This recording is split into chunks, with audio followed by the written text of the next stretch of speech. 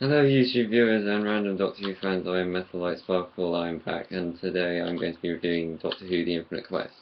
Now, I know what you're thinking, but Methalite, you said you were going to review Revenge of the Cybermen in your last video. Why bother? Why are you changing it now? Well, I'm going to say this now, that The Infinite Quest is a very great episode to watch, well, even if it is split into parts. But I really wanted to review it first, but I thought Scream of the Stalker was a good place to start, so I thought, why not start there? So let's just get on with it. The Doctor in the story is David Tennant, his companion is Martha Jones, and they land on a spaceship which is owned by a legendary bounty hunter called Balthazar, who is about to conquer Earth by turning all of its inhabitants into diamonds. And the Doctor defeats him, oddly enough, using a spoon, which is made of fungus that rapidly eats away at rapidly disintegrates metal. And Martha says to the Doctor that to his pet bird, Palsar's pet bird, Core, you can't leave him, not to the rust. And the Doctor just unlocks the cage and Core flies off, with the ship exploding as the TARDIS flies away. And it turns out Balthazar wants his revenge on the Doctor, and while the Doctor is travelling somewhere else, Core picks up the TARDIS and takes it to his home planet, Theros, and you get one of the best lines from Martha: "Diagon's bloody heaven."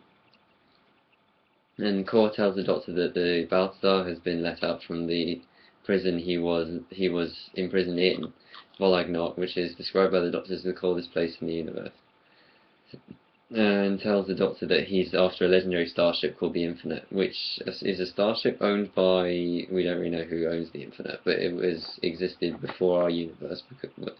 The Doctor describes it as being when the universe was smaller and darker. So I'm guessing it was what the Time Lords called the Dark Ages.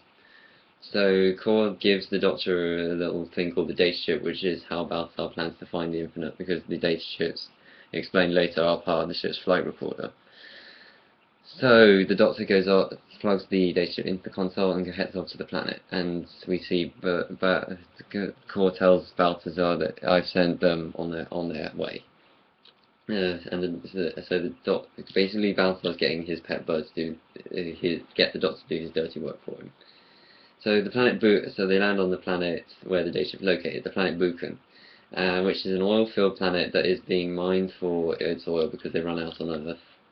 And while the petrol prices are going up, people can't afford to pay, they die.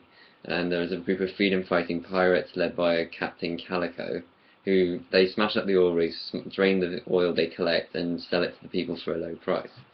And she thinks that the Doctor and Martha are spies, and she gives plans to make them walk the plank into oil, which she's going to then ignite, and then it's going to boil them. The captain second in command, Mr. Swab, or he's just called Swab. He's with the enemy. He's working with the enemy because they promised him a new body, because he's nothing but bones. Because Captain Calico's crew is completely comprised of skeleton crew, which are basically skeletons inside suits. And after a fierce battle with the oil rigs, who are armed with lasers, the Calico takes off in her lifeboat, and basically takes off in her lifeboat. The Doctor and Martha chase after her, find out she's been murdered, and take the data chip and head to the next planet, which is it's a war between bugs and humans, and this lizard person called Murgrass, who has the data chip on his neck.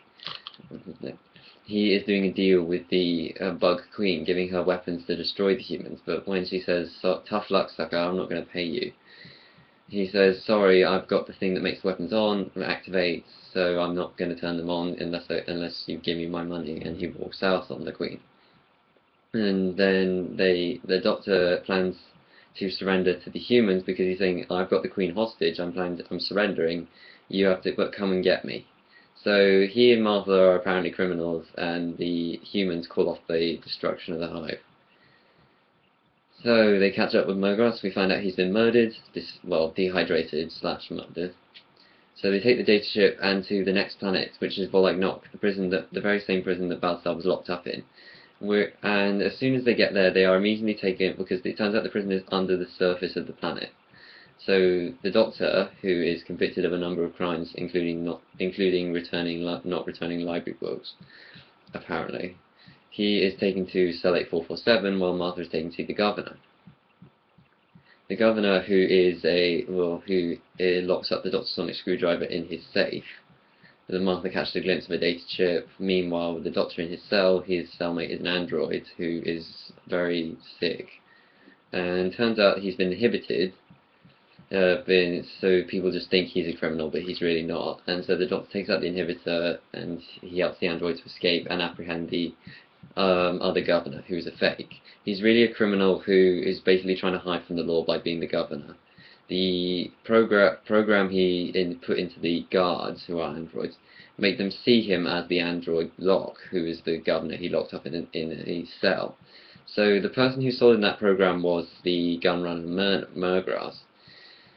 So, well, basically, Locke plans to disintegrate all the humans because they are beyond their redemption. Making them turn good is pointless to him, and the Doctor says, stop it, it's not their fault, but then Locke says it's the only way. Gurney escapes, Martha follows him to the surface. And then Gurney fakes dying of exhaustion just to get Martha basically to get Martha's attention. He says, take me with you in your ship. Martha says, I can't fly the TARDIS, and Gurney's like about to kill her, and then Balthazar flies in on his bird, which Gurney blasts, and then the core goes down, and Balthazar, who miraculously managed to leap from the boat when it was shot down, he kills Gurney. Well, we don't see it on video, but he just says, oh no you don't, like he was about to kill him. And you get a really sad scene from Core, who explains the whole thing, how he's been doing it for the gold, because he eats gold to survive. And he dies, and then the Balthazar, who's killed Gurney, he holds up Gurney's data chip, says we have unfinished business, and the Doctor gives him the coordinates to where the Infinite is located. Balthazar stuns the Doctor, and the TARDIS leaves without him. It turns out that Martha was given a brooch by Core, and it turns out that that was being used to track the TARDIS. Is Core's son, Squawk, whom, well, once they're at the Infinite, Balthazar, who's really too lazy to look for the treasure himself, sends Martha in.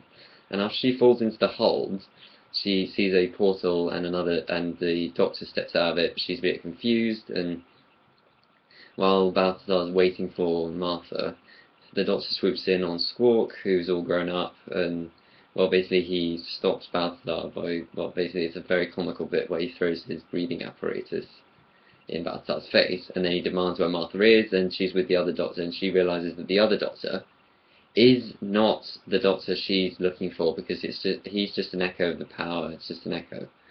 The real power died out long ago. It just shows them what they want. And the Doctor said, and Martha asked the Doctor, what did it show you? And the Doctor's like, nothing. It didn't work on me. And so it shows Balthazar a glimpse of his heart's desire, which is a load of treasure to buy himself a new spaceship. And the Doctor, using his wishful thinking, uses the Sonics to shake the ship apart. They leave without Balthazar. And Squawk, well, basically I like the comedic moment when, sorry, full up, been along and on a minute, he just slams the door in his face and leaves. And Squawk grabs Balthazar, and the Doctor told Squawk to drop Balthazar off in Bollock Knock, and then you get one of the best, and you get a classic supervillain line at the end of a superhero movie. Curse you, Doctor! Curse you!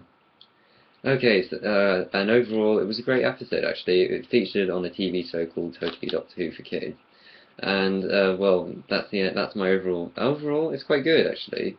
Well, that's, next time I'll be reviewing Doctor Who, the cartoon Doctor Who episode Dreamland.